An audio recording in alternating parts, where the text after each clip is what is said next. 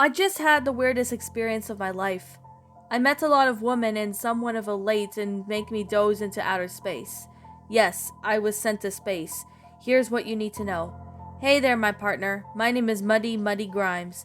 I am a man who lives in a hotel after my wife divorced me after she knew I hired Beavis and Butthead to be my gunman. But they do thought that my wife means having a relationship with her. I prefer to not tell you the details because my wife is none of your business on how I grew up. Anyways, I've heard about this show called Hamtaro. For those who don't know it or have seen this crazy crap, I'd be happy to tell you about it, since either my reader or listener, the series involves a young hamster named Hamtaro, who is owned by a 10-year-old girl named Laura Hanra.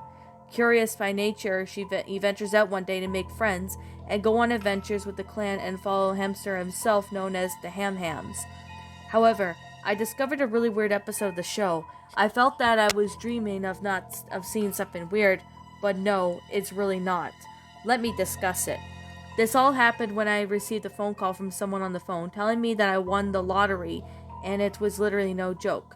After hearing that, I smashed my bottle of beer on the floor and shouted, "I am a millionaire," and then I went to bed until my money arrived. The next morning, I got up to a knock on the door. It was a salesperson who gave me money and appeared to be an Alaskan girl named Molly. I grabbed the money and wondered what I should do with the money. My final answer, I spent it all at a place called Sodor and trip to a place there. I'll tell you that my plane journey was weird. I sat next to this old man who knew about chess, and he was going to challenge a British person to the game. While relaxing some Thomas and Friends, I fell out of my seat by a plane worker asking if I'd like to eat anything for dinner. The food was delicious, and I chose to eat a cheeseburger with fries with a delicious glass of Minute Maid pink lemonade to drink. When I arrived at Sodor, I met up with a good friend of mine. His name was Boris. He told me that he doesn't know how his son Caillou misbehaves on everything he does. He then pulls out a shotgun and ends himself. I then acted as if nothing had happened. Before I rented my hotel, I decided to explore the most of the UK. I now famous locations such as Big Ben, Buckingham Bridge, and plenty of others. I had some lunch at McDonald's as I ate. I met up with another friend who seemed nice. His name was Michael D. Santa. He starred in most of the GTA games until GTA 5. We had a nice discussion about how England is much more, and when I rented my hotel for the next 2 days, I saw some hotel staffs weren't really friendly. What do I mean? Well, there was this one person named Joy Jenkins, who managed to speak American English instead of British last time I visited England. Joy was disappointed by the fact that I was an alcoholic and that I was American, and what a piece of garbage she was.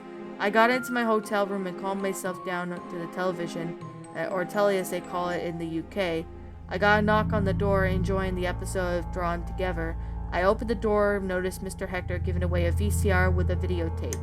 He told me that this was an episode of Hamtaro and the anime about the hamster. I took the stuff he offered me and hooked the VCR to the hotel. I inserted the tape and sat back. I never liked going to the US opening due to the fact that it was low pitch and much more. The episode was entitled Laura's Shower Session. It started off with Laura's parents leaving the house to do some errands. They closed the door and Laura walked over to the hamster, telling her that her parents are away and that she'll be taking an hour and 35 minutes in the shower.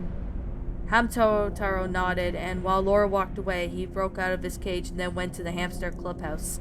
He walked and found a hamster couple having a relationship on the couch. What the flip is this crap? I wondered. The next scene then showed Laura's towel getting ready for her shower. Then she walked into the tub and started to sing about Lego City. Little did I know that she was singing some commercial in the style of the song. The song went like this: "A man has fallen into the river in Lego City.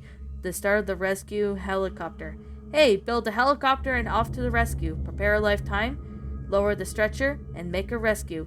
The new emergency collection from Lego City."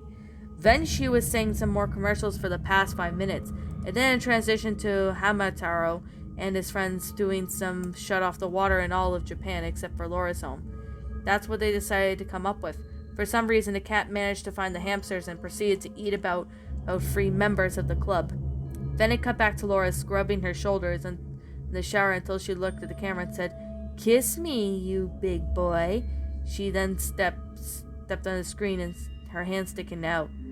And of course I shut off the TV and her arm got cut off. What the hell happened? I asked myself. Why was the episode briefly short? I decided to take a break from the television to explore the famous landmarks.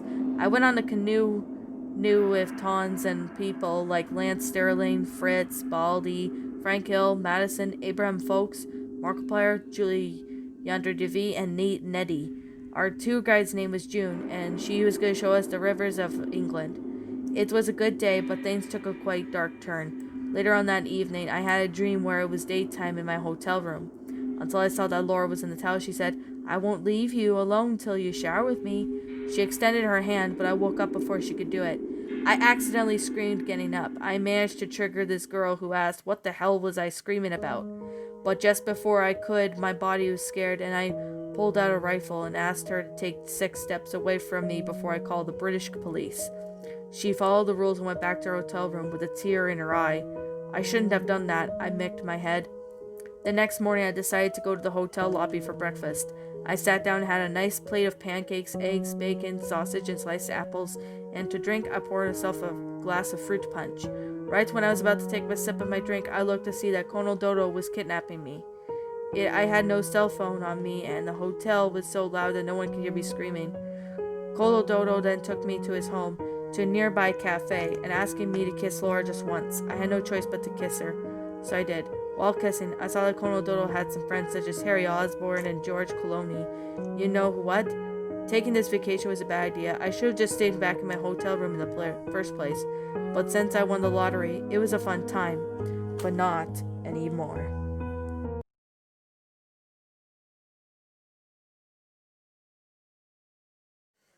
And that, my little pretties, was Laura's shower session.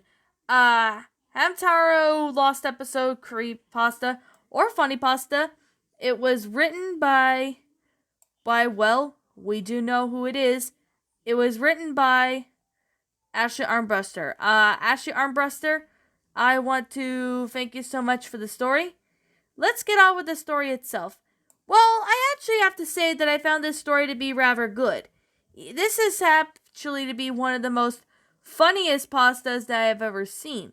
Lots of people, just to be completely honest, I would have to say this one was a funny pasta.